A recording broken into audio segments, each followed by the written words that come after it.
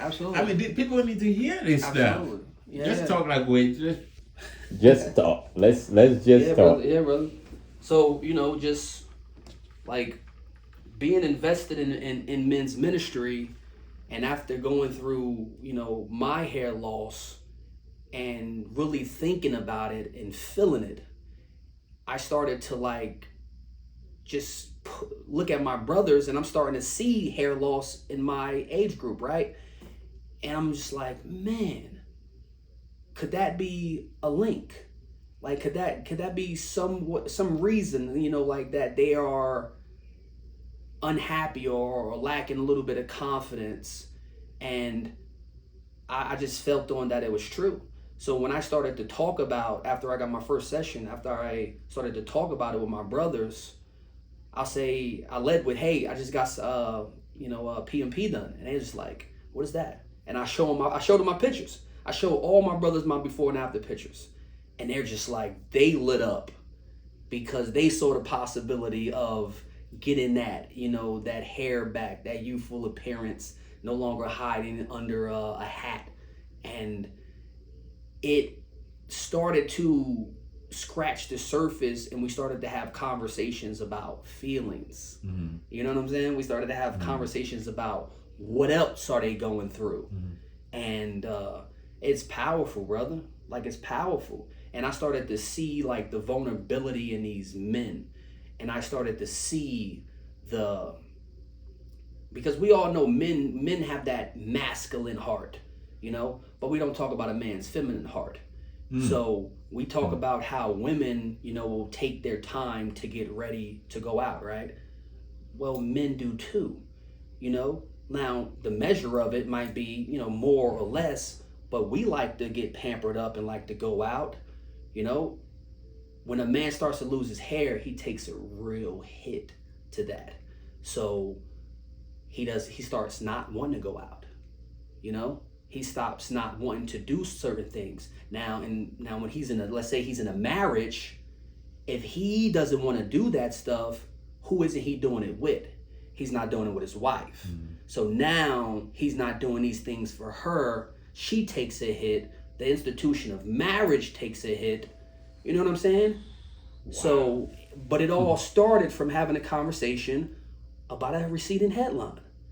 And boom, like, brother, it's the interconnectedness of our being. It just blows your mind when you look at the smallest things, about, hey, what if I give a man his headline back? What'd that look like? Oh, he'll just look good when he's wearing. No, it's not that. It's not just he's gonna look good, he's gonna feel good. He's gonna pursue purpose now. He's gonna show up.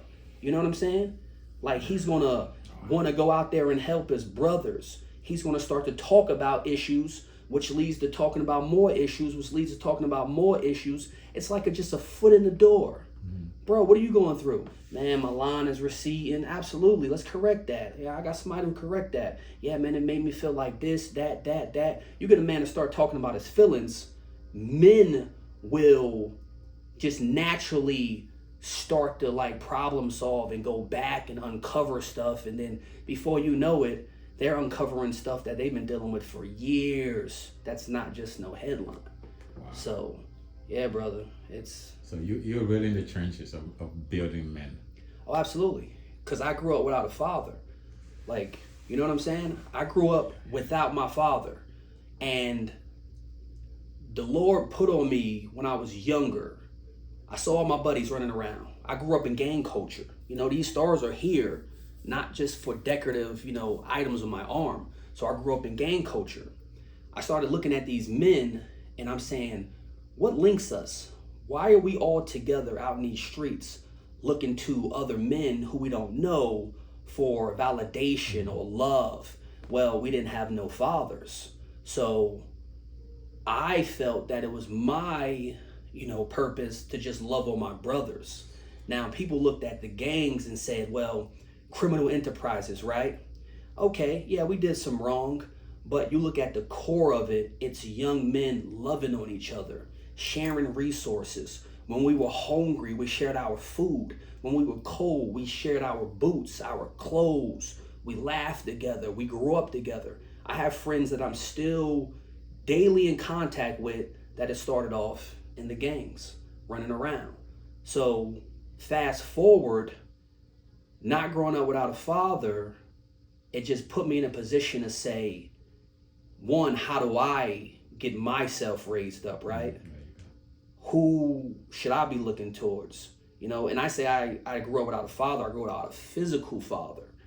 But of course, once I looked and saw that I did have a father in God, and he was always guiding me and nourishing me and providing me and protecting me and teaching me, sitting me on my lap when I needed correction and just loving on me, that's when I started to thrive as a man, and I was able to go back and start bringing these other men up.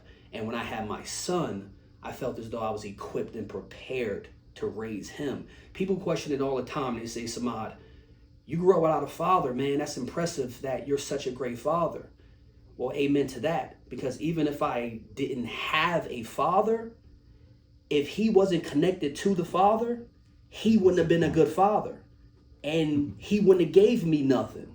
So all I did was, in my position, I was extremely blessed to not have a physical earthly father who messed me up, because he wasn't there, but amen to the fact that he wasn't there to mess me up. That's right. So when I connected with God, all I saw was the goodness of God, because God is nothing but good, and I got nothing but, the greatest lessons of all on how to be a father, So you learn from the ultimate father. The ultimate, hand is firm, it's soft when you need it, even when God has corrected me, I feel the love in every blow, brother.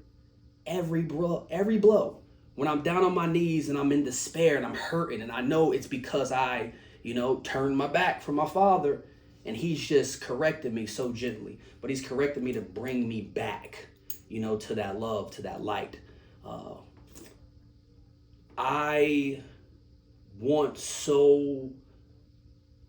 pray for men just to start to gravitate to men like me and to each other, so we can start raising each other up, so we can start pointing them to that relationship with God, Jesus Christ, so they can just basically come out of that shell, man. That seed that's implanted in them can start growing, and they can really grow into men, not just males, but men, spiritual leaders of that household, fathers, and they're raising men and women. Because of course, we talk about raising a man, but you got to raise a daughter too. And that would take a real man, a man's man, to be able to raise a daughter and to bring her up, so that when she looks at him, she sees what a man is and who she should marry and how she's going to raise her son. You know what I'm saying, brother? Oh my God. It's huge, man.